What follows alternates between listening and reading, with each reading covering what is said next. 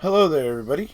All right, we're here today to talk about, obviously, the recent passing of Wrecking Crew member Ziggy. Beloved by many. We're gonna be talking about that. But for those who are coming here and obviously expecting MAM content, I will be uploading something MAM this weekend. Just understand that the reason why we are talking about Ziggy and taking the time to make and speak about her in videos is because she was a really really strong member of the Wrecking Crew and of many true crime communities. She was just amazing, and she did a lot of just by offering her time and ability to help out with things. It helped us when we were planning Mammothon and stuff. She was very helpful. There's all that stuff behind the scenes, folks, that make what happens on our YouTube channels and stuff, for those of us that were doing Mammothon and all that kind of stuff. She was helping everybody involved with that. You know, she helps many others, and it's like I said, that kind of help is just invaluable, and it's that kind of stuff going on behind the scenes, and that's why I can't help but talk about it, because it's such a shock to me what happened. I'm like, I wish I could have talked to her one last time. You have all those normal things that you have the when you feel the loss, and you're just like, and I'm like, I find myself wishing she would have come to Raleigh. You know, she was going to. She had agreed to at one point, but like she backed out at the last minute, and I was completely understanding of the reasons, and she ended up not being there. And I think I ended up finding out when I got to Wisconsin. I think is when I found out and got to the Raleigh house, and I was like, "Oh, is Ziggy here?" And I found out that no, she had decided she couldn't make it this year or whatever, and I was like, "Oh, that's a bummer." But we did have this string of green lights, because those of you who don't know, Ziggy's idea for the porch lights was always the green lights, and so we had this string of like green LED lights, and we had it on the couch there when we were hanging out on the first day, the first night, and the first day and stuff, and we were like, "That's Ziggy," and we were like even talking to it and stuff. It's funny. We have some pictures. Great stuff. I mean, it's a shame she didn't make it. I mean, but she is loved. I mean, we were making a string of green lights represent her because we actually wanted her there so much. You know, it's and it's just she was, like I said, such a helpful, critical member of the Wrecking Crew, and like I said, not just Wrecking Crew, not just my community, or not just this community, but many other communities. Um, she was, she just had a passion for true crime and criminal justice reform. She was, um, she wasn't afraid to speak her mind. I dig it, and the one thing about Ziggy, is she just always like understood, and she just like she just knew how to talk to me pretty well. Her and I just kind of clicked. She kind of got me. I kind of got her. I don't. It's just she understood times when I was busy, and like would know like when not to approach me about something, and then would know times when it would be probably good to approach me about something. Um, she was good. She was perceptive in that sense, and that was one of the things that was really just about her. She was paying attention. She was very much paying attention, and she was, like I said, brilliant, because she was able to offer brilliant help. I mean, those of you who got one of the "We Live on Avery Road" bumper stickers that she had made, um, I mean, those are awesome. They're like bumper stickers. One of them's like a little sticker. I still have it, and I haven't used it because I was like Allie, and I was like afraid to peel it off and use it because then it's used or whatever, right? But you know, I think I'm gonna go ahead and probably put it on my laptop. I think that's a good place for it. I might put it on my computer tower in my studio. Haven't decided. One of those two, I think, though. and I may choose the laptop just because it goes with me every day. So, just like this does. But it's those stickers were brilliant, and she went to some effort to get those made, and she was selling them, and she was giving them away. She was even giving them away during Mammothon to people who donated a certain amount. She was, getting people's addresses to send them one, and I mean, it was, like I said, so much, folks, happening behind the scenes that she was a part of, and that's why we can't help but talk about her and remember her, because it's a loss for those of us who knew her and cared about her. And folks, trust me, because I got the message yesterday, and that message came from another YouTuber. Another YouTuber messaged me and was like, "Here's the news about Ziggi," and they were broken up. They were crying, They were explaining to me in their texts that they were crying and all that. And I mean, and I heard it, and it just hit me like a ton of bricks. I was like, "What? No, she's not. No." I wanted to believe it wasn't true. I wanted to believe it was some horrible, horrible misunderstanding or mistake.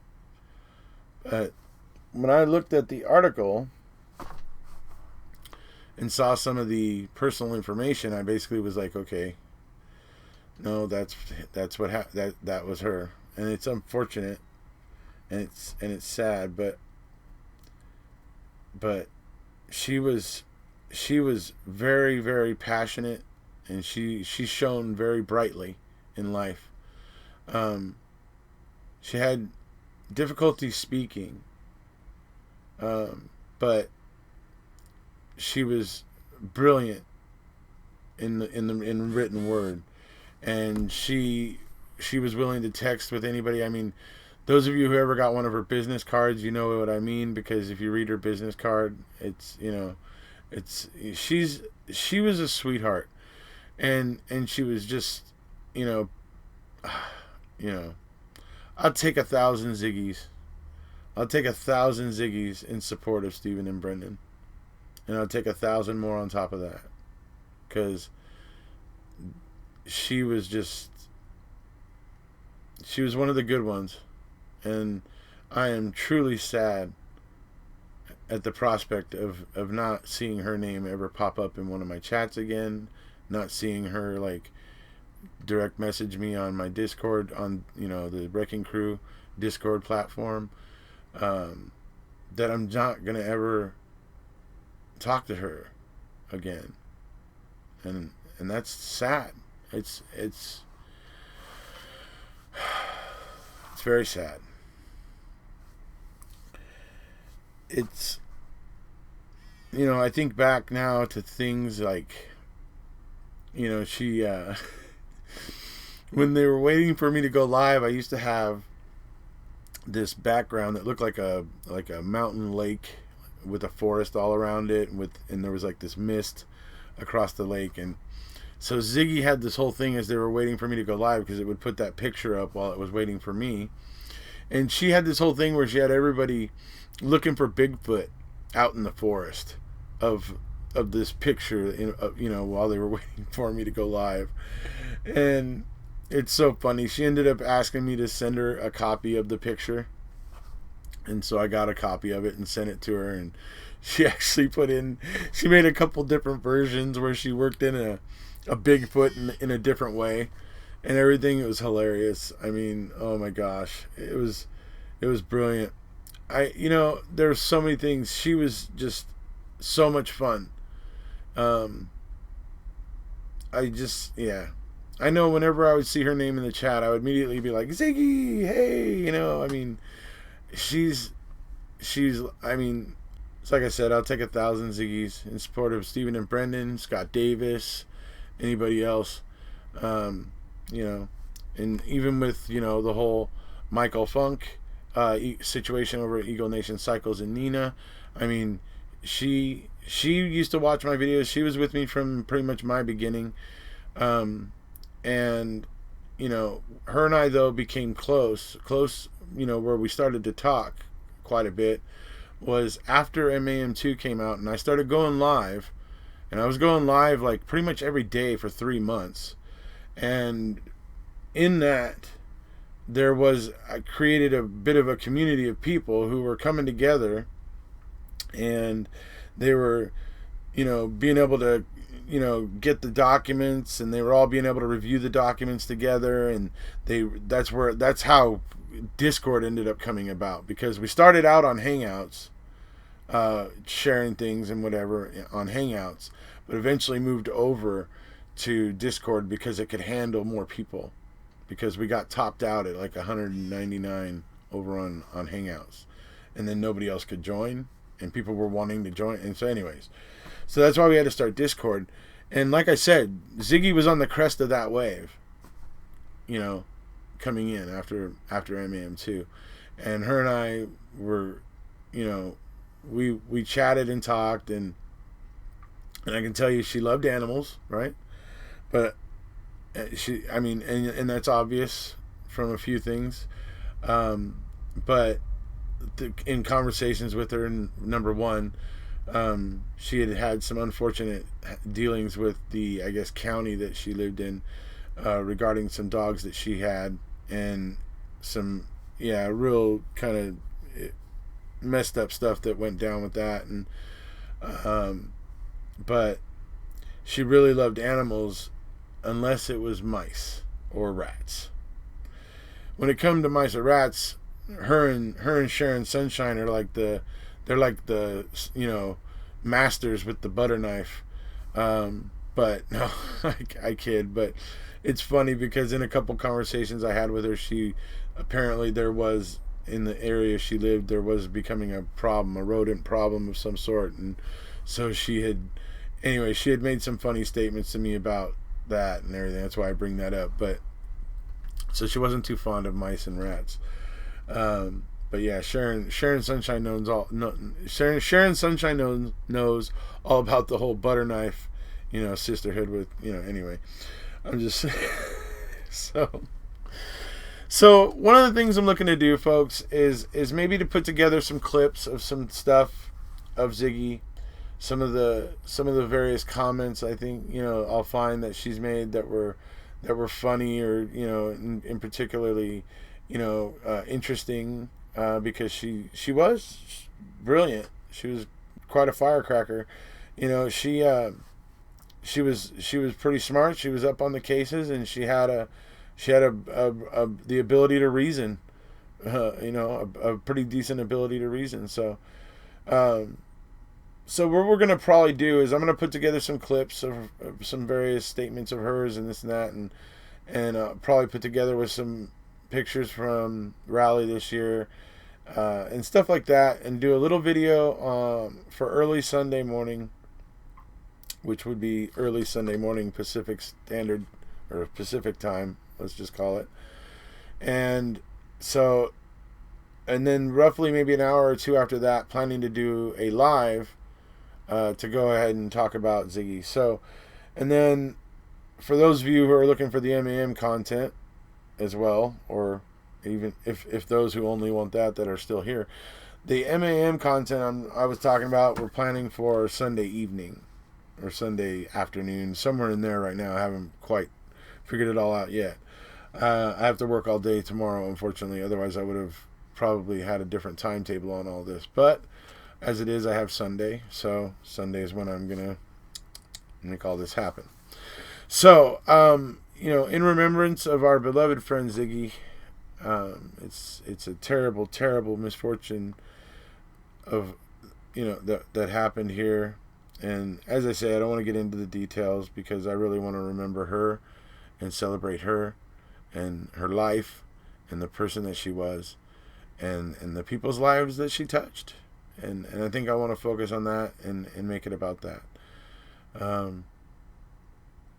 She is missed. She will be very, very missed.